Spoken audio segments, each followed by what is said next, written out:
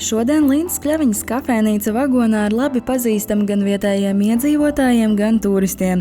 Taču ideja par tās izveidi radās nevis Gulbenē, bet gan ceļojuma laikā Ēģiptē.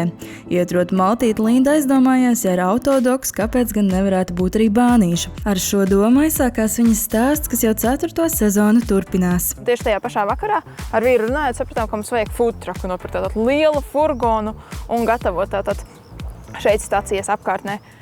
Un tad naktī domāju, sapratu, es negribu furgonu, es gribu vagonu, jo, kas vislabāk iedarās dzelzceļā, tieši vagons.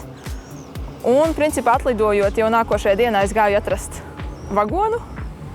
Tas arī veiksmīgi izdevās, un tā sākās tas ceļš. Vajadzība pēc šādas vietas bija pavisam skaidra, jo strādājot Alūksnes bānīšu stacijā, Linda labi iepazina apmeklētāju un pasažieru ikdienu un pamanīja, ka stacijas apkārtnē trūkst vietas, kur paēst. Tieši, lai risinātu šo problēmu, man likās, šeit ir tāda brīva niša.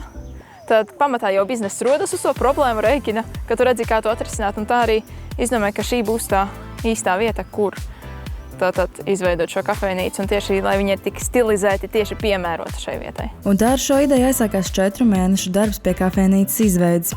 Nozīmīgi atspērienu deva pašvaldības piešķirtais grants, kas ļāva iegādāties nepieciešamo aprīkojumu, bet pārējo ieguldījumu uzņēmās pati ģimene. Jo viņš tātad ir 1959. gada kravas vagons.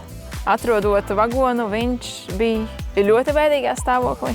Mums nācās gan arī karkasu pārmetināt, daudzas daļas samainīt, un viņā auga pat koks. Tā kā noteikti tas ir ļoti tālu no tā, ko mēs varam redzēt pašlaik. Tas ir nozīmīgi, jo jebkurā gadījumā sākot jaunu kaut kādu darbību, naudas ir tik, cik ir. Un ir ļoti būtiski, ka pašvaldība vai kāda cita programma nāk palīgā.